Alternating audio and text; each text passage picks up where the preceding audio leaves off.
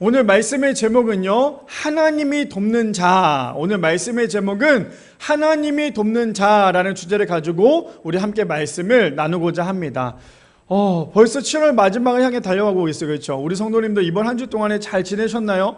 이번 한 주는요, 비가 정말 많이 왔어요. 정말 비가 이렇게까지 비가 많이 올 수 있나 싶을 정도로 전국적으로도 비가 많이 왔다고 하고요. 또 특별히 아랫지방은 많은 비 피해가 있다고 합니다. 그래서 우리 성도님들 계속 생각날 때마다 기도해 주셔서 하루속히 이 모든 것들이 복구되고, 지금 그만큼 지구가 많이 아프다고 합니다.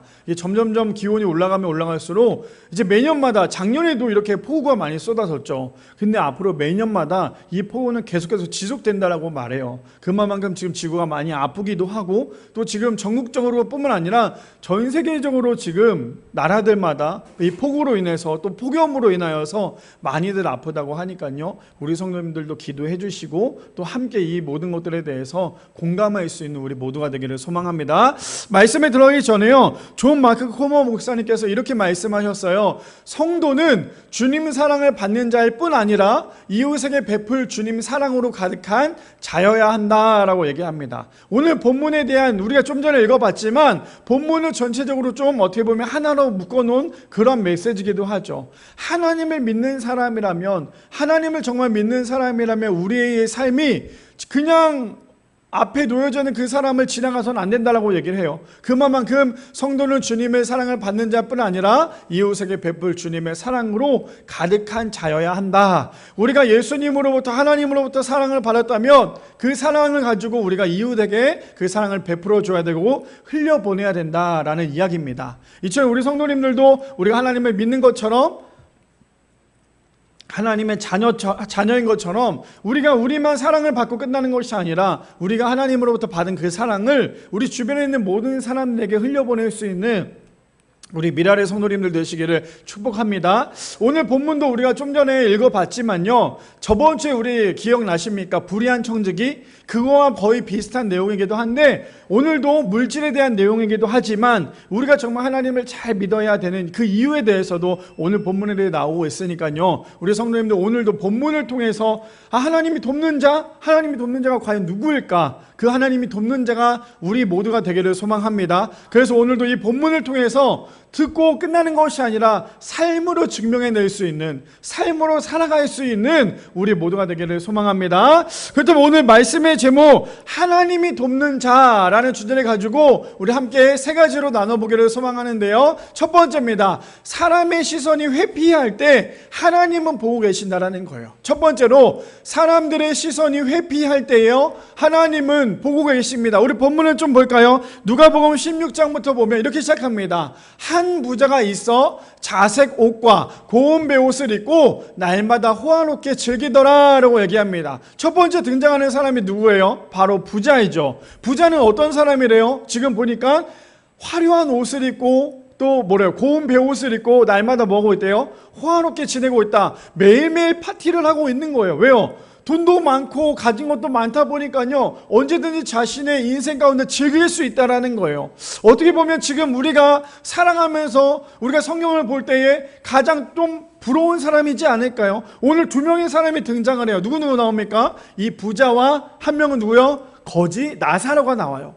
근데 어쩌면 우리가 오늘 본문을 통해서 우리가 읽어봤지만, 또 오늘 본문을 통해서 우리가 듣겠지만, 어쩌면 우리는 저 부자의 인생을 더 부러워하고 있는 것이 우리의 인생이지 않을까라는 생각이 들어요. 왜 그렇습니까? 부자는 처음부터 등장하는 게 심상치가 않아요. 뭐라고 얘기해요? 한 부자가 있는데요, 그는 자색 옷을 입었고 베옷을 입었는데 그의 인생은 날마다 호화롭게 파티를 하고 있대요.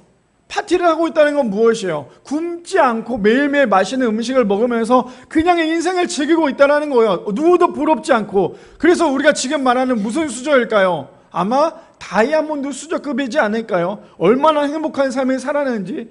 그럼 보통 사람들이 어떤 마음이냐면, 우리가 그 사람들을 만날 때마다 믿지 않는 사람들에게 저런 삶을 살고 있다면 이렇게들 얘기를 많이 하더라고요. 뭐라고 얘기하냐면, 나는 지금 죽어도 괜찮고, 나는 그냥 이렇게 살다가 죽는 것도 괜찮을 것 같다. 뭐 굳이 교회 나가지 않아도 될 것 같고, 지금 이 생에서 열심히 그냥 이렇게 즐기면서 살다가 죽는 것도 나는 그렇게 나쁘지 않다라고 생각하시는 분들이 참으로 많더라는 거예요. 근데 오늘 본문을 보면요, 그 사람의 인생에 반전이 있는데 그 반전이 어떤 반전인지 우리가 오늘 좀 본문을 본다면, 우리가 단순히 세상에 오래 살아봤자 100년인데 100년 가운데 땅에 소망을 두고 살아가면 결국에는 우리가 저 천국 하늘나라를 바라보며 살아갈 수가 없다라는 거죠. 오늘 그렇다면 우리가 말씀을 보면서 과연 나는 부자를 부러워할 것인지, 아니면 정말 너무나 초췌하고 너무나 안타까운 그 거짓 나사로를 부러워할 건지, 오늘 본문을 통해서 우리의 인생을 좀 거기 가운데 적용해보는 우리 모두가 되기를 소망합니다. 그래서 20절에 보니까 이번에는 등장하는 게 누구냐? 반대입니다. 그런데 나사로라 이름하는 한 거지가 헌데의 투성이로 그의 대문 앞에 버려진 채라고 얘기합니다. 누가 나와요? 나사로라고 얘기해요. 아니, 성경에 보니까요, 이 거지 그냥 단순히 거지라고 얘기해도 되는데 이름을 언급을 합니다. 이름이 뭐라고요? 나사로라고 얘기를 해요. 자, 그렇다면 우리가 이 본문을 아마 많이 봤을 거예요. 그럼 저게 나오는 저 나사로의 인생을 보면 어떤 인생을 살았을까요? 저 나사로를 보면 우리 성도님은 어떠한 마음이 드세요? 나도 저렇게 살아야지, 나도 저렇게 살다가 하나님 앞에 가야지, 이런 마음이 드시는 분들이 계십니까? 아니면 나는 그래도 저렇게 살진 말아야지, 정말 나는 열심히 살다가 하나님 앞에 가야지, 이렇게 생각하시는 분들이 있으십니까? 저 나사로를 보면요, 우리가 단순히 저 나사로의 지금 인생을 보면 얼마나 안타까워요. 왜요? 저 나사로를 뭐라고 얘기해요? 그런데 그 한 나사로라 이름하는 한 뭐라고 표현합니까? 거지라고 얘기를 해요. 아무것도 없는 거지인데요, 근데 단순히 일반 거지가 아니었어요. 어떤 거지래요? 온몸에 피부병이 아주 심하게 있는 그러한 거지래요. 그러면 어떤 삶을 살았는지 아시겠습니까? 제대로 먹지도 못했을 거고요, 잠도 그냥 길거리에 잤겠죠. 그 옷도 깨끗하게 입지 않았고 씻지도 않았겠죠. 그러니까 온몸에 그냥 피부병이 넘쳐나는 거예요. 제가 이번 주에 그 목사님 부부를 만나서 식사를 했는데, 사모님이 몸에 이런 뭐가 좀 났다고 해서 병원에 갔는데, 병원에서 의사 선생님이 그런 얘기를 했대요. 사람에게 면역력이 제일 많이 떨어졌을 때 제일 먼저 나타나는 증상이 뭐냐면 온몸에 피부병이래요. 피부병이 제일 먼저 나타나고, 그 다음에 온몸이 다 치유가 됐을 때 맨 마지막에 치유가 되는 게 피부병이래요. 그래서 제가 그 얘기를 들으면서 오늘 이 나사로를 생각을 해보니까, 나사로는 면역력 자체가 아예 없었겠죠. 왜요? 이미 인생이고 길바닥에 떨어져 있는 사람이었잖아요. 하물며 그의 인생을 뭐라고 표현합니까? 다시 한 번 더 본문 띄워주세요. 뭐라고 표현하는지 이렇게 얘기를 하고 있어요. 한 거지가 헌데투성이로 그의 대문 앞에 버려진 채라고 얘기해요. 버려졌다라고 얘기하는 건 무엇입니까? 이 나사로의 집은 있을까요? 없을까요? 집이 없어요. 그냥 떠도는 인생이었어요. 근데 그 떠도는 인생인 그 거지 나사로가 지금 한 부잣집 앞에 놓여져 있습니다. 왜 부잣집 앞에 버려져 있을까요? 왜 놓여져 있을까요? 이 부잣집은 매일매일 파티를 한다고 하니까요, 아마 거지들 사이에서 제일 많이 얘기 듣는 게, 저 집에 가야 좀 먹을 게 있지 않을까? 저 집에 가면 좀 먹을 게 많대. 하물며 음식을 좀 버리더라도 우리가 그 주워 먹으면 되지 않을까? 아마 이런 마음이지 않았을까요?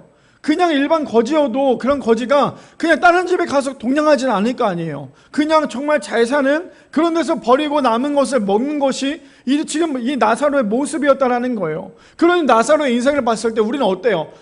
저런 인생을 살면 안 되겠다, 저런 인생을 정말 살면 안 되겠다라고 생각을 하겠지만, 좀 전에 이야기했던 이 부자와 거지 나사로의 인생은요, 완전한 반전이 있더라는 거예요. 그렇다면 우리는 과연 지금 인생을 살아가면서 세상 가운데 소망을 두고 살아가십니까? 아니면 하늘의 소망을 두고 살아가십니까? 세상 가운데 소망을 두고 살아가는 사람은요, 지금 이 인생이 마지막이라면, 하늘의 소망을 두고 살아가는 사람은요, 이 인생의 마지막이 아니라 우리가 그동안에 고통당했던 그 모든 것들을 위로해 주시는 하나님 품에 갈 수 있다는 거예요. 첫 번째 주제가 무엇인 줄 아세요? 모든 사람들은 그 사람을 회피해요. 근데 하나님은 그 인생을 보고 계신다는 거예요. 저는 저 인생을 보면서, 저 거지 나사로를 보면서 어떤 생각이 들었냐면, 내가 지금 저 거지 나사로의 인생이지 않을까? 지금 내가 저 거지 나사로의 인생이지 않을까? 그게 무슨 말입니까? 제가 길거리에 나가서 동냥을 한다는 게 아니라, 지금 내 인생을 세상 사람들이 봤을 때, 너 왜 그렇게 불쌍하게 사냐? 너 정말 왜 그렇게 살아야 되냐라고 얘기하겠지만, 그래서 사람들은 나의 모습을 보고 그냥 회피하겠지만, 하나님은 그러한 우리의 모습조차도 보고 계신다라는 거예요. 그러니 우리의 인생은 절대로 초라한 인생이 되지 않는다라는 거죠. 왜요? 하나님의 시선에 머문 그 인생은 초라한 인생이 아니라 복된 인생이 되기 때문이에요. 근데 거지 나사로, 아니 부자는요, 많은 사람들부터 얼마나 좋아했겠어요. 돈이 많으니까 사람들이 얼마나 많이 꼬였겠어요. 근데 하나님의 시선에는 부자에겐 있지는 않았어요. 근데 나사로는 모든 사람들이 거지다, 냄새난다, 절로 가라고 얘기했지만 그 거지 나사로의 인생 가운데서는 하나님의 시선이 그 가운데 머물고 있었다라는 거예요. 왜 그런 줄 아십니까? 오늘 이 거지 나사로, 이 나사로라는 뜻을 오늘 말씀의 제목이에요. 우리가 나사로, 거지 나사로라고 한다면 그냥 정말 냄새나고 버려진 그런 인생이라고 하지만 이 나사로의 이름의 뜻은 뭐냐면요, 하나님이 돕는 자예요. 오늘 그래서 나오는 이 거지 나사로를 제가 얘기하고자 하고, 또 오늘 말씀의 제목이란 이유가 뭐냐면, 우리가 봤을 때는 형편없는 그런 인생이지만 그 나사로의 이름의 뜻은 하나님이 돕는 자라는 거예요. 하나님이 돕는 자는요, 세상 사람들이 봤을 때는 정말 초라하고 정말 냄새나고 정말 회피하고 싶은 그런 인생이겠지만, 하나님이 돕는 자는 하나님의 시선에 언제나 머물러 계신다라는 거예요. 그러니 그 인생은 복된 인생이 될 수밖에 없다라는 거죠. 자, 봅시다. 21절에 보니까요, 이렇게 얘기합니다. 그 부자의 상에서 떨어진 것으로 배불리려 하매 심지어 개들이 와서 그 헌대를 핥더라. 지금 부자의 그 상에서 그 음식물을 주워 먹으려고 했던 이 나사로의 이 피부병에 누가 와서 핥습니까? 하물며 개들이 와서요, 그 거짓 나사로의 피부를 핥습니다. 그러니 얼마나 인생이 얼마나 괴로웠겠어요. 우리 성도님들 살면서 언제나 기쁠 수는 없잖아요.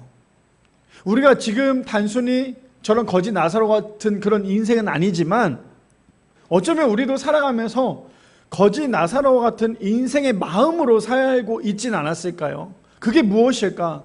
내가 정말 열심히 살아가는데, 열심히 했다고 생각을 하는데 내 인생 가운데 자꾸 공허함이 와요. 난 정말 열심히 하고 있다고 하는데 자꾸만 내 인생에 번아웃이 와요. 난 정말 열심히 살아오고 정말 열심히 믿었다고 생각을 했는데 내 인생이 왜 이렇게 초라한지 모르겠어요. 그럴 때마다 우리는 어떻습니까? 자꾸만 무너지잖아요. 자꾸만 넘어지잖아요. 왜 나는 정말 이렇게 열심히 살아왔는데 왜 내 인생은 하나도 변함이 없었고 왜 내 인생은 자꾸만 그 제자리에 머물러 있지? 라고 생각하는 게 우리의 마음이지 않을까요?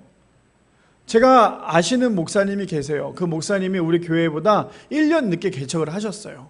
개척을 하는 과정도 참 많은 어려움이 있었고, 근데 그 목사님이 이제 교회 개척한 지 8개월이 됐어요. 우리 교회가 이제 1년 8개월이 됐으니까 딱 1년 정도 차이가 나죠. 근데 8개월이 됐는데 그 목사님이 8개월 동안에 열심히 정말 목회를 하셨어요. 막 뭐 인스타그램이나 막 이런 것들 올리면서 본인 목회하는 걸 막 열심히 올리셨어요. 근데 저번 주인가요? 그분의 그 인스타그램을 봤는데, 그 페이스북을 봤는데, 그분이 갑자기 내가 정말 이 길을 가야 하나? 내가 정말 이 개척하는 걸 계속 해야 하나? 그런 의문점이 들면서 너무나 힘이 들었대요. 그래서 나는 좀 잠깐 쉬어갔으면 한다라는 마음으로 그런 글을 썼어요. 제가 근데 그 글을 보면서 어떤 마음이 들었을까요? 저는 근데 그 마음을 너무 잘 알겠어요. 왜냐면 저는 그 목사님이 그것 때문에, 물론 우리가 봤을 때 뭐 겨우 8개월 한 거고 그렇게 힘들어하냐 하겠지만, 개척을 해보니까요 8개월이 문제가 아니라, 제가 너무나 좋아하고 너무나 사랑하는 목사님은 15년 동안 개척교회를 했잖아요. 그리고 교회를 이전을 했잖아요. 다른 교회로 이동을 하셨잖아요. 15년 동안에 개척을 하면서 그 교회를 운영하면서도 12년 동안에 같은 마음이었대요. 너무나 힘이 들었고 너무나 어려웠대요. 8개월 개척교회 목사님도 마찬가지고 우리처럼 1년 8개월 된 개척교회도 마찬가지예요.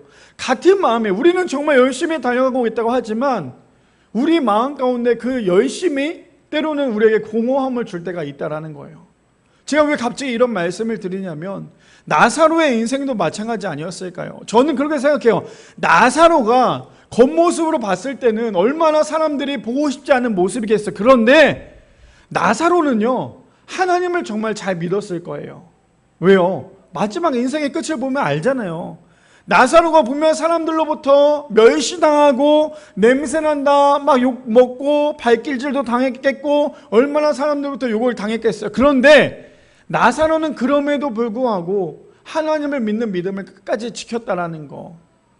그래서 우리의 인생의 결승점은 언제나 결승점을 향해 달려가야 돼요. 지금 내가 잘 믿었다고 해서 내 믿음이 정말 큰 게 아니에요. 내가 오늘도 기도 열심히 했고 찬양 열심히 했고 말씀 열심히 봤다고 해서 내 믿음이 지금 이만큼 자라난 게 아니라 우리의 믿음은요, 언제나 마지막에 우리의 임종 전에 하나님, 나를 그동안에 함께 하신 거 너무나 감사했다고, 하나님 내 인생을 받아달라고 그렇게 고백하는 사람이 정말 하나님을 믿는 사람이겠지만, 마지막에 임종 전에 하나님을 부인한다면, 내가 왜 이렇게 살아서 이렇게 힘들었을까 부인한다면 아마 우리의 인생은요, 초라한 인생이 될 수밖에 없지 않을까요? 근데 오늘 보니까 이 나사로의 인생은 하물며 개들이 와서 그 헌대를 할 만큼 정말 초라하고 어쩌면 죽고 싶지 않았을까요? 너무나 힘들었고 너무나 괴로웠으니까. 그런데 중요한 건 무엇인지 아십니까? 사람들이 야, 네가 그러니까 네 인생이 그런 거야 라고 하지만 하나님은 그런 인생 가운데도 보고 계신다라는 거예요.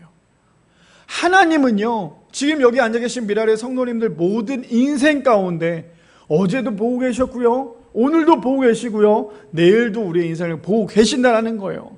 그러니 우리의 인생은 사람들이 봤을 때, 세상에서 봤을 때 우리의 인생이 초라해 보일 수는 있겠지만 하나님이 우리의 인생을 보실 때 우리의 인생만큼 복된 인생은 없다라는 거예요.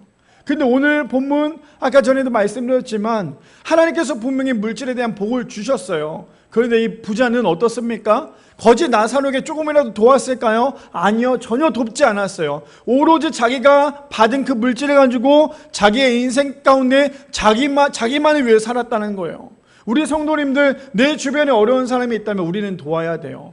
목사님, 그럼 어떻게 도우면 될까요? 그 사람에게 가서 구제비를 주면 될까? 그 말이 아니라 주변에 어려운 사람이 있다면 그 사람을 위해서 기도도 해주셔야 되고, 혹시 이 사람이 식사를 못하고 있다면 식사비도 좀 대주면서 같이 밥을 먹고 함께 나누는 것이 우리가 예수님으로부터 받은 그 사랑을 흘려보낼 수 있는 귀하고 복된 삶이라는 거죠. 자, 왜 그렇습니까? 잠언 18장 23절 말씀해 보니까 이렇게 얘기해요. 가난한 자는요, 간절한 말로 구하여도 부자는 엄한 말로 대답을 한다라고 얘기해요. 너무나 공감되는 말 아닙니까? 우리가 갑과 을을 봤을 때 어때요? 갑은 언제나 당당합니다. 야, 이거 해, 저거 해, 막 이렇게 얘기하지만 을은 어떻습니까?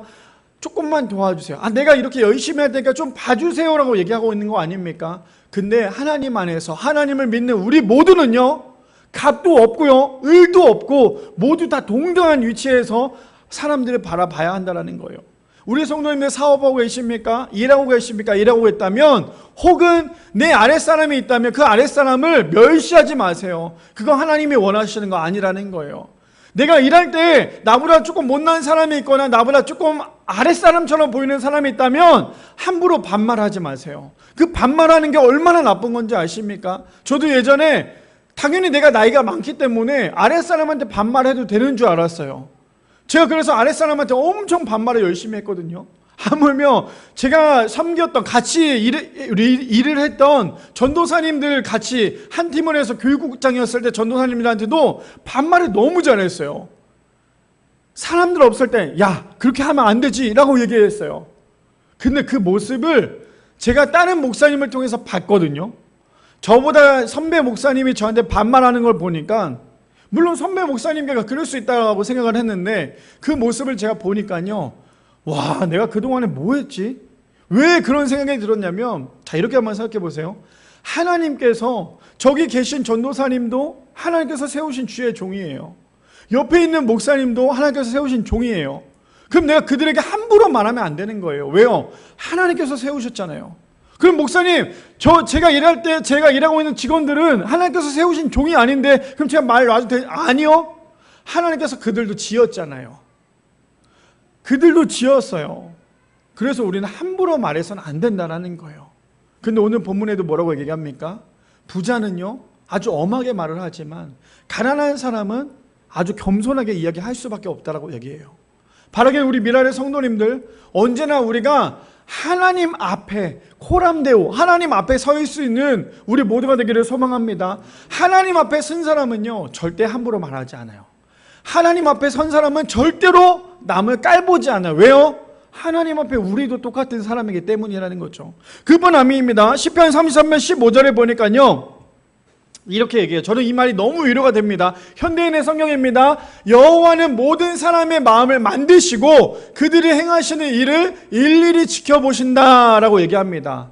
하나님이 우리 모두 한 사람 한 사람을 만드셨고요, 우리 한 사람 한 사람을 일일이 지켜보고 계신다라고 말씀하세요. 바라기는 우리의 인생이 조금 초라하다 보일다 할지라도, 아니 세상 사람들이 봤을 때 뭐야 라고 얘기하겠지만, 우리의 인생은 세상 사람들의 의식 때문에 우리가 자꾸만 우울해있거나 빠져있는 것이 아니라 하나님이 우리를 바라보고 계신다는 거, 하나님이 여전히 우리를 바라보고 계신다는 사실을 기억하여서 하나님의 은혜 가운데 하나님의 시선에 머물 수 있는 우리 미랄의 성도님들 되시기를 축복합니다. 두 번째입니다. 두 번째 이렇게 얘기합니다. 우리의 삶에 하나님의 도움은요 고난에서 위로가 된다라는 거예요. 두 번째입니다. 우리의 삶에 하나님의 도움은 고난에서 위로가 됩니다. 우리 본문 볼까요? 누가복음 16장 22절부터 보면 이렇게 얘기합니다. 이에 그 거지가 죽어 천사들에게 받들려 아브라함의 품에 들어가고 부자도 죽어 장사되매라고 얘기를 합니다. 저기서 보면 누가 또 등장해요? 거지와 부자가 등장을 합니다. 그렇죠? 등장을 하는데 둘 다 어떤 상황이에요? 죽었다라고 얘기를 합니다. 그런데 반전의 인생인 거예요. 분명히 부자는 돈이 많았기 때문에 사람들부터 정말 많은 인기들이 있었겠죠. 거지는 그렇지 않았어요. 근데 반대로 거지는 죽어서요 천사들에게 받들려 아브라함 품에 갔다라고 얘기를 합니다. 근데 반대로요 부자는 그냥 죽어서 장사됐다라고만 얘기해요. 부자는 어떤 말도 하지 않아요. 화려하게 뭔가를 했다라고도 하지 않아요. 근데 저는 저기에서 보니까 어떻게 묵상이 됐냐면, 부자와 거지 나사로가 둘 다 동시에 죽었어요. 아니, 동시에 죽었다는 건 나와 있진 않겠지만 물론 둘 다 죽었어요. 부자도 죽었고 거지 나사로도 죽었어요. 모든 사람은 다 죽어요. 안 죽는 사람이 아무도 없다라는 거예요. 근데 거지도 죽었고 부자도 죽었는데 그들의 인생에 반전이 있는데, 자 어떻게 보면 저기서 나오는 먼저 거지부터 좀 살펴봅시다. 거지 나사로가 죽었을 때 사람들이 그를 데리고 가서 뭐 땅에 묻었거나 좋은 곳에 묻었거나 아니면 화장을 했거나 이렇게 했을까요? 저는 저 거지 나사로가 죽었을 때 사람들이 그냥 성문 밖에 던졌겠죠. 그냥 동물들이 그 시체를 뜯어 먹을 수 있도록 버리지 않았을까라는 생각이 듭니다. 근데 반대로요, 부자는 어떻습니까?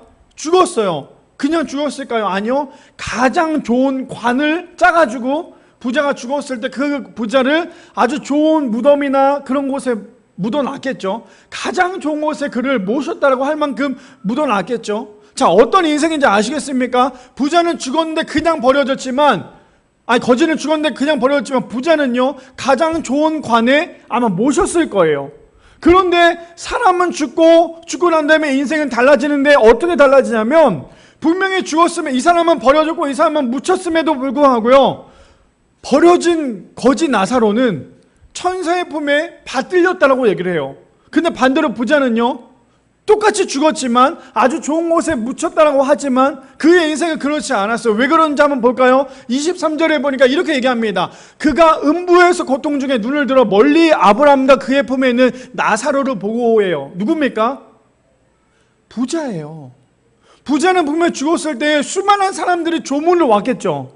수많은 사람들이 조문 왔을 거 아니에요. 돈도 많았고 그동안에 축제도 많이 했기 때문에, 잔치도 많이 했기 때문에 사람들이 와서 이 부자가 죽었다는 거에 대해서 애도하기 위해서 많이 찾았을 거예요. 가장 좋은 관에 묻었겠죠. 그런데 지금 부자가 죽고 난 다음에 그가 어떻게 됩니까? 사람들이 영원히 기억할 그런 게 아니라 그가 죽고 난 다음에 어디로 갑니까? 음부에 갔다라고 얘기를 해요. 음부가 어딘데요? 지옥이잖아요. 근데 우리가 여기서 봐야 될 거, 우리가 여기서 묵상해야 될 게 하나 있어요. 저 부자는 어떤 사람이었을까요? 그 부자는 단순히 돈만 많은 사람이 아니었어요. 그 부자는 여기서 보면 그 다음에도 나오겠지만요 아버지 아브라함이라고 얘기해요. 그 말은 무엇이냐? 이 부자는요 유대인이었어요. 유대인은 얼마나 자신들이 얼마나 뛰어난 사람이라는 것을 얼마나 많이 알았을 거예요.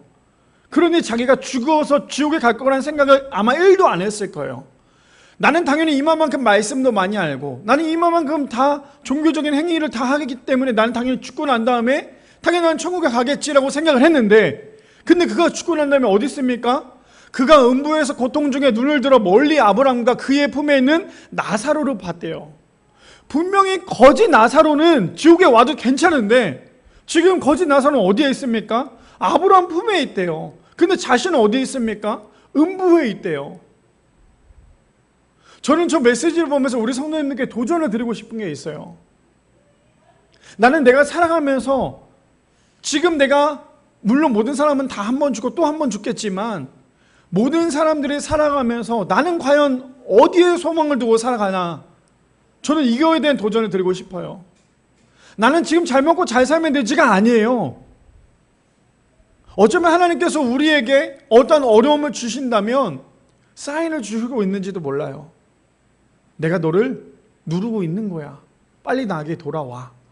돌아와.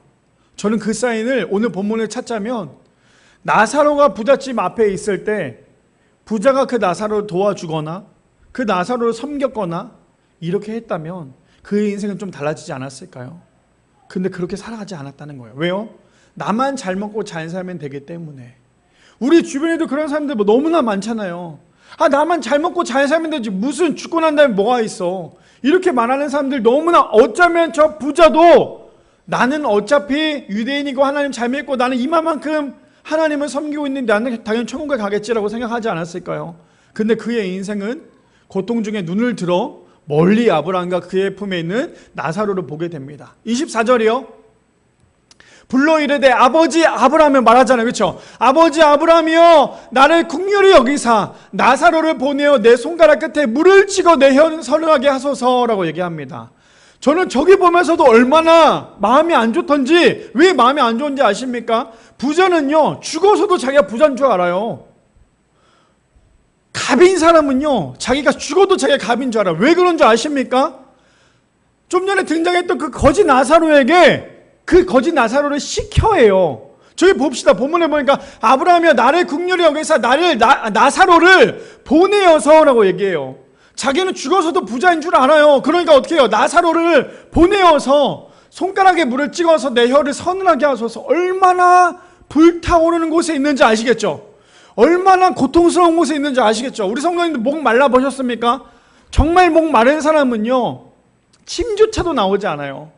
그에게 물 정말 한 모금만 마시면 온몸이 정말 쭉쭉쭉 변하는 것처럼, 흡수되는 것처럼 그것을 느낄 수 있잖아요. 근데 그만큼 고통 중에 있대요. 왜요? 이렇게 나오잖아요. 불꽃 가운데서 괴로워하나이다 라고 얘기합니다.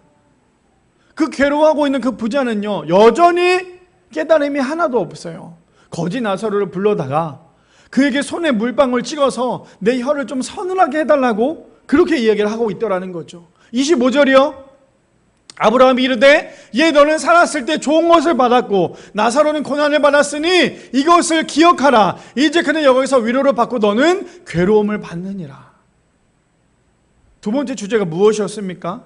우리의 삶에 하나님의 도움은요 우리는 고난이라고 생각하지만 그 고난이 위로가 된다는 거예요. 정말 하나님 잘 믿는 사람, 하나님 안에 있는 사람은요 지금 내 인생이 고난이라고 생각하겠지만 정말 하나님 잘 믿는 사람은 그 고난도 우리에겐 유익이라고 얘기해요. 그 고난이 오히려 우리에게는 위로가 된다는 거예요. 좀 전에 등장했던 그 거지는 어떻습니까? 얼마나 고통스러웠어요. 얼마나 괴로웠습니까? 근데 하나님의 도움, 하나님이 돕는 자 나사로, 그에게 어떻게 됩니까? 그의 인생은 정말 초라한 인생이었지만 결국 뭐라고 얘기합니까? 너는 살았을 때 좋은 것을 받았고 나사로는 고난을 받았지만 이것을 기억하라. 이제 그는 여기서 위로를 받고 너는 괴로움을 받을 거야. 그때 우리 성도님들 한 번 사는 그 길어야 100년밖에 못 사는 그 인생 가운데 목숨을 거시겠습니까? 아니면 하나님을 믿는 그 믿음에 목숨을 거시겠습니까? 한 번 죽고 난 다음에 끝나는 게 아니에요. 죽고 난 다음에는 천국과 지옥이 반드시 있다고 성경은 얘기하고 있어요. 그럼 우리가 해야 될 것은 하늘에 소망을 두고 살아가야 돼요.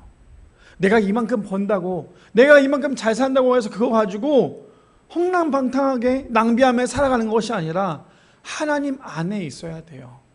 그거 주신 분도 하나님 아니십니까? 그렇다면 가져가신 분도 하나님이시라는 거죠. 자, 26절이요. 26절에 보니까 그뿐 아니라 너희와 우리 사이에 큰 구렁텅이가 놓여 있어 여기서 너에게 건너가고자 하되 갈 수 없고 거기서 우리에게 건너올 수도 없게 하였느니라 라고 얘기합니다. 그래서 천국과 지옥은요, 내가 지옥에 가서 정말 열심히 하나님을 믿는다고 해서 천국에 갈 수 있는 게 아니에요. 이해되십니까?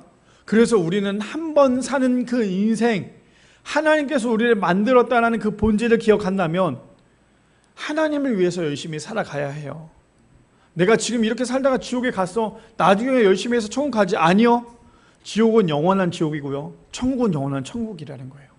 그래서 우리가 바라봐야 할 것은 지옥이 아니라, 세상이 아니라 하늘을 바라보고 하늘의 소망을 두고 살아가는 것이 우리 모두가 되기를 소망합니다. 그뿐 아니에요. 그래서 디모데후서 4장 7절에서 8절 말씀해 보니까 이렇게 얘기합니다. 나는 선한 싸움을 싸우고 나의 달려갈 길을 마치고 믿음을 지켰으니, 8절이요, 이제 후로는 나를 위하여 의의 면류관이 예비되었으므로 주 곧 의로운 재판장이 그날에 내게 주실 것이며 내게만이 아니라 주의 나타나심을 사모하는 모든 자에게 놓으니라 라고 얘기합니다. 그래서 우리가 해야 될 건 무엇입니까? 마지막 결승전까지 나에게 맡겨진 모든 사명을 최선을 다해서 짊어지고 가야 한다라는 거예요. 그래야지만 마지막은 하나님의 우리를 맞이하고 계신다라는 거죠.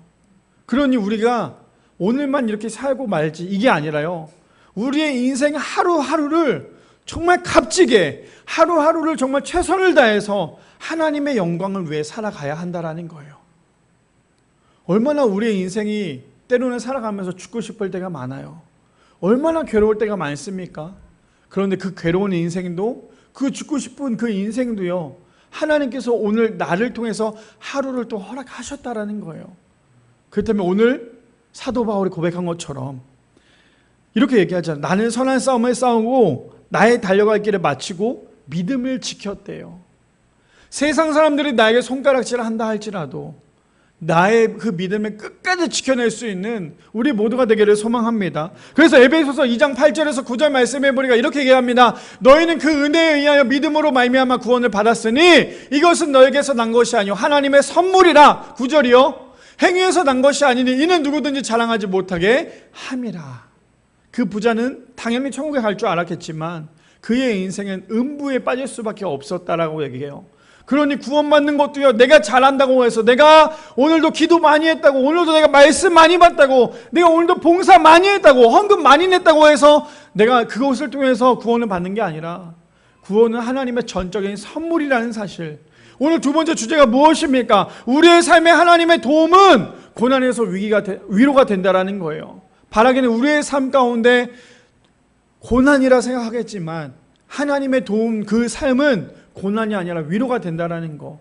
오늘 하루도 하나님의 위로 때문에 살아가고 있다는 사실을 기억할 수 있는, 그래서 하나님의 은혜 가운데 살아갈 수 있는 우리 미랄의 성도님들 되시기를 축복합니다. 마지막 세 번째입니다. 마지막 세 번째 이렇게 얘기하죠. 하나님의 말씀이 들리지 않는 이유는요, 예수로 충만하지 않기 때문이라는 거예요. 마지막 세 번째, 하나님의 말씀이 들리지 않는 이유는 예수로 충만하지 않기 때문입니다. 본문 봅시다. 16장 27절에 31절에 보니까요, 이르되 그러면 아버지여 구하노니 나사로를 내 아버지의 집에 보내소서라고 얘기합니다. 여전히 부자는요, 갑질을 하고 있어요. 여전히 부자는 자기가 죽고 난 다음에도 부자라고 생각을 하고 있어요. 그러니 뭐라고 얘기합니까? 아버지, 그렇다면, 오케이, 그렇다면 저기 나사로를 다시 우리 집에 보내주십시오라고 얘기하고 있어요. 얼마나 어처구니가 없습니까? 얼마나 어처구니가 없어. 너는 죽었는데, 너는 지금 지옥에 있는데 누구한테 명령을 하고 있는 거야? 그러니 잘못된 생각이 결국에는 자기 자신을 그렇게 만든다라는 거예요. 봅시다. 28절에요. 내 형제 5이 있는데 그들에게 증언하게 하여 그들을 이 고통받는 곳에 오지 않게 하소서. 그나마 요만큼의 양심은 있겠죠. 어떤 양심이요? 나는 지금 이렇게 고통스럽지만 내 5명의 형제는 이 고통 가운데 오지 않도록 좀 나사로를 보내주십시오라고 하고 있는 것이 이 사람의 모습이더라는 거예요. 그래서 우리가 예전에도 한번 언급했던 게 있어요. 있을 때 잘해 후회하지 말고, 있을 때 잘 믿어 후회하지 말고. 저는 이게 이렇게 적용되지 않을까요? 하나님이 우리의 인생 가운데 있을 때 잘 믿어 후회하지 말고. 근데 지금 저 부자는요, 그의 인생이 얼마나 후회가 되던지 나사로를 보내서 나처럼 이렇게 고통 가운데 있는 이 자리에 오지 않게 해달라고 지금 부탁을 하고 있어요. 세상 살아갈 때는 그 거지 나사로를 쳐다도 보지도 않았지만 지금 자기가 의지할 수 있는 사람은 나사로밖에 없더라는 거예요. 그전에는 나사로로 아예 그냥 천대했고 멸시했고 오지 말라고 하면 걔들이 헐들 정도로 그렇게 했던 그 나사로를 이제는 그 나사로밖에 의지할 수밖에 없었다라는 거예요. 그래서 우리 성도님들 나중에 후회하지 마시고 지금 하나님 믿을 수 있을 때 잘 믿으시기를 축복합니다. 우리에게 많은 시간이 남아있지 않아요. 우리의 시간은요 금방 가요. 목사님 몇 살이나 할 때도 그렇게 얘기하세요. 맞아, 저 얼마 나이는 되지 않았지만 제가 요즘에 우리 아이들을 보면서 그런 생각이 들어요. 우스갯소리지만 우리 유리가 나중에 마흔이 됐을 때 내가 과연 이 세상에 있을 수 있을까? 우리 아이가 마흔이 됐을 때 내가 80이 될 텐데 과연 어떠한 삶을 살아갈까? 그런 생각이 드니까요, 인생이 정말 짧구나. 사실 예전에 그 생각을 못했어요. 인생이 참 길구나라고 생각을 했는데요, 인생이 하루하루 정말 이번 주 내내 굉장히 짧았죠. 아니, 이번 주만 얘기하는 게 아니라요, 그거 아십니까? 눈 감고 눈 떴더니 벌써 7월 말이에요. 그거 아세요? 눈 감고 눈 뜨시잖아요? 우리 수련회 갔다 왔어요. 그만큼 시간이 빨라요. 그 짧은 그 시간 동안 우리가 해야 될 것은 하나님 잘 믿어야 돼요. 부자처럼 후회하지 않는 우리 모두가 되길 소망합니다. 부자처럼 저렇게 후회하지 않는 인생 되지 않기를 소망합니다. 그래서 29절에 보니까요 이렇게 얘기합니다. 아브라함이 이르되 그들에게 모세와 선지자들이 있으니 그들에게 들을지어다 라고 얘기해요. 뭐라고 얘기해요? 야, 걱정하지 마. 저기 지금 전도할 사람들 충분히 있어. 그들에게 들으면 돼. 나사로를 보낸다고 해서 듣는 게 아니야. 볼까요? 30절에 보니까요 이르되 그렇지 아니이다. 분명히 얘기할 사람이 있다라고 얘기했음에도 불구하고 부자는 뭐라고 얘기합니까? 아니요 그거 아니요. 아버지 아브라함이요, 만일 죽은 자에게서 그들에게 가는 자가 있으면 회개할 수 있어요. 지금 나사로가 죽은 것을 모두가 알았지만 그 나사로가 가서 말씀을 전한다면, 복음을 전한다면 그들이 회개하고 돌아오겠죠. 그러니까 빨리 지금 나사로를 보내주십시오 라고 지금 얘기하고 있는 거예요. 그런데 뭐라고 얘기한지 아십니까? 31절의 마지막 절이죠. 이르되 모세와 선지자들에게 듣지 아니하면 비록 죽은 자 가운데 살아나는 자가 있을지라도 권함을 받지 아니하리라 하였다 하시니라. 저는 저 말씀이 제 주변에 있는 모든 사람, 하나님을 믿지 않는 사람들이 저는 좀 이 말씀을 들었으면 좋겠어요. 옆에서 누군가가 교회 갑시다. 하나님 믿어야 돼요. 이 말씀이 우리는 어떻게 들리세요? 전도라는 게 그렇잖아요. 전도가 무엇입니까? 하나님을 알리고 하나님을 자랑하는 거잖아요. 교회 갑시다. 하나님 믿으세요. 이 말은요, 그냥 우리가 듣기로는 교회에서는 이거 매번 듣는 얘기잖아요. 감동도 없고 아무것도 없을 수도 있는데 교회 갑시다. 하나님 믿읍시다. 이 말은요, 죽은 사람을 살리는 생명이에요. 죽은 사람을 살리는 생명이 무엇인 줄 아세요? 교회 갑시다. 하나님 믿읍시다. 이 말이에요. 이 말이 얼마나 값어치가 있는지 아십니까? 이렇게 생각해 보세요. 믿지 않은 사람이 있었는데 그 믿지 않은 사람은 죽으면 지옥 가잖아요. 근데 그런 인생에게 교회 갑시다. 하나님 믿읍시다. 이 한마디 했는데 그 사람이 교회에 나왔어요. 그럼 그 사람의 인생은 어떻게 되는지 아십니까? 지옥으로 가는 그런 인생이 아니라 하나님을 믿어서 천국에 갈 수 있는 복된 인생이 될 수 있는 거예요. 그래서 우리가 그 말하는 그 단어 그 말 한마디가요, 죽은 사람을 살릴 수 있는 은혜가 될 수 있다라는 거죠. 근데 지금 어떠한 상황입니까? 이 부자는 착각하고 있는 거예요. 죽은 나사로가 가서 그들에게 얘기했을 때 그들은 그 부자 친구들, 그 가족들이 그 이야기를 들으면 하나님을 믿는 줄 알아요. 아니요. 들을 귀가 있는 사람만 하나님의 말씀이 들리는 거예요. 세 번째 주제가 무엇이었어요? 예수로 충만한 사람만이 하나님의 말씀이 들려요. 예수님으로 충만한 사람만이 하나님의 말씀이 들린다는 거예요. 교회에 나와서 예배를 드려요. 설교를 듣고 있어요. 이 설교가 그냥 들리는 게 아니에요. 교회 나온다고 해서 모두 다 하나님을 믿는 것도 아니고, 교회 나온다고 해서 모두 다 설교에 은혜 받는 것도 아니고, 교회 나온다고 해서 모두 다 천국 가는 게 아니라요. 예수로 충만한 사람만이 하나님의 말씀이 들리고, 예수로 충만한 사람만이 천국에 갈 수 있는 거예요. 근데 지금 부자는 거지 나사로가 가면 그들이 들을 줄 알아요. 근데 뭐라고 얘기합니까? 아니야. 지금 그들에게 전하는 사람들이 있어. 근데 그들은 그 말씀을 들어야지만 올 수 있는 거야. 그래서 우리가 하나님이 믿어진다라는 거 기적이에요. 지금 여기 앉아 계신 우리 성도님들은 다 기적의 사람이에요. 왜요? 하나님이 믿어지잖아요. 보이지도 않는 하나님이 어떻게 믿어집니까? 그냥 하나님이 믿어지잖아요. 나는 지금 죽어도 천국에 갈 수 있다는 믿음이 있잖아요. 그게 기적이고요. 그게 은혜라는 거예요. 근데 이것을 경험하지 못한 사람이 누굽니까? 오늘 본문에 나온 이 부자라는 거죠. 그래서 디모데후서 3장 15절에 보니까 이렇게 얘기합니다. 또 어려서부터 성경을 알았나니 성경은 능히 너로 하여금 그리스도 예수 안에 있는 믿음으로 말미암아 구원에 이르는 지혜가 있게 하였느니라라고 얘기해요. 그래서 우리가 하나님을 믿는다면 성경을 읽자라는 거예요. 벌써 7월 말입니다. 성경 많이 읽고 계시죠? 얼마 남지 않았어요. 8, 9, 10, 11, 12, 5개월 남았어요. 5개월이면 이미 구약이든 신약이든 한 권을 다 떼어야 돼요. 그래야지 우리가 1년에 1독을 할 수 있어요. 왜 자꾸 목사님이 성경을 읽으라고 이렇게 집착을 하는 줄 아십니까? 성경을 읽어야 하나님이 누군지를 알고요. 성경을 읽어야 구원받는 방법을 알 거 아닙니까? 아무리 옆에 있는 사람이 얘기한다 한들 그게 중요한 게 아니라 성경 안에 구원과 하나님의 사랑과 예수님의 사랑과 예수님의 인생이 담겨져 있기 때문에 우리는 이 성경을 어렸을 때부터 알아야 한다는 거죠. 그뿐 아닙니다. 데살로니가 후서 1장 8절에서 9절 말씀에 보니까 이렇게 얘기해요. 너무나 안타까운 얘기인데요. 하나님을 모르는 자들과 우리 주 예수의 복음을 독점하지 않는 자들에게는 형벌을 내리리니라고 얘기해요. 가장 큰 죄가 무엇인 줄 아십니까? 세상 살아가면서 가장 큰 죄? 하나님을 믿지 않은 죄예요. 하나님을 믿지 않은 죄가 가장 큰 죄예요. 그는 용서받을 수가 없어요. 나중에 하나님 앞에 심판을 받을 자격조차도 없는 거. 왜요? 하나님을 믿지 않았잖아요. 근데 9절에 보니까 이렇게 얘기합니다. 이런 자들은 주의 얼굴과 그의 힘의 영광을 떠나 영원한 멸망의 형벌을 받느니라. 그래서 하나님을 믿어야 된다는 거예요. 시편 14편 1절에 그래서 이렇게 얘기합니다. 어리석은 자는 그의 마음에 이르기를 하나님이 없다 하는도다. 그들은 부패하고 그의 행실이 가증하니 선을 행하는 자가 없도다.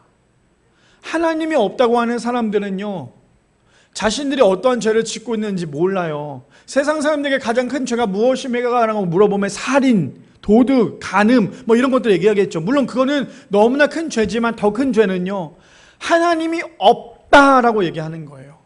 하나님이 없다라고 얘기하는 것이 가장 큰 죄라는 거죠.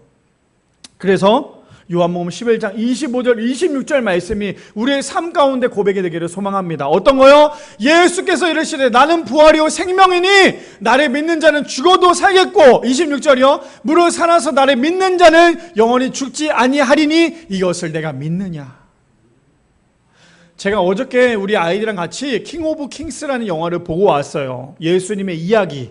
요즘에 이제 기독교 모든 사람들이 또 그 영화를 보고 있고 그 영화를 홍보하고 있기도 하고 우리 교회에서도 하물며 그 영화를 보면 티켓을 지원하겠습니다 라고 말씀을 드릴 정도로 그 영화는 예수님의 인생을 다룬 영화예요.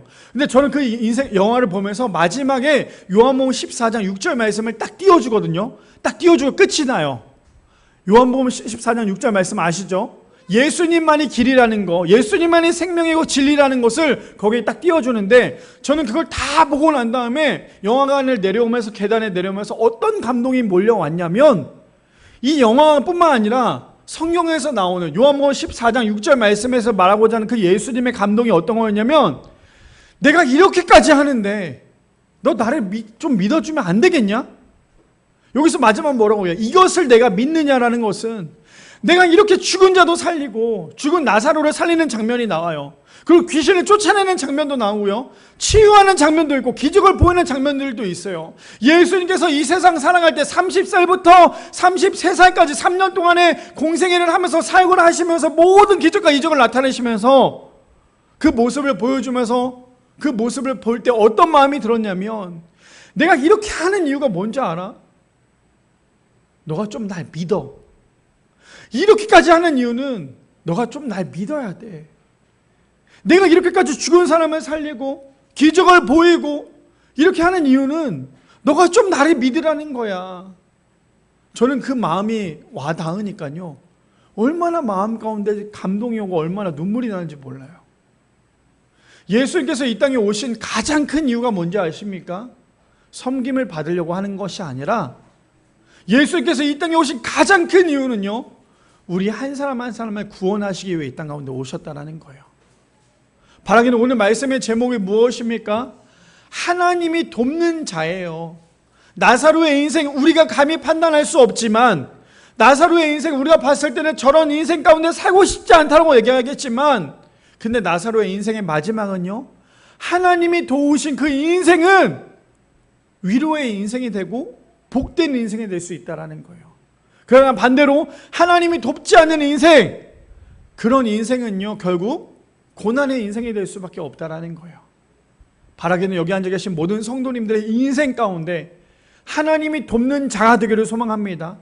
하나님이 돕는 자가 되기를 소망합니다. 세상에 화려하지 않다 할지라도 그 세상에 화려하지 않은 것 때문에 우리의 인생에 우울감에 빠져 있는 것이 아니라, 하나님이 우리를 도울 때에 우리의 고난에서 위로가 될 수 있는, 그래서 예수 그리스도에 인하여 충만할 수 있는, 그래서 하나님의 말씀이 들릴 수 있는 우리 미라의 성도님들 되시기를 축복합니다.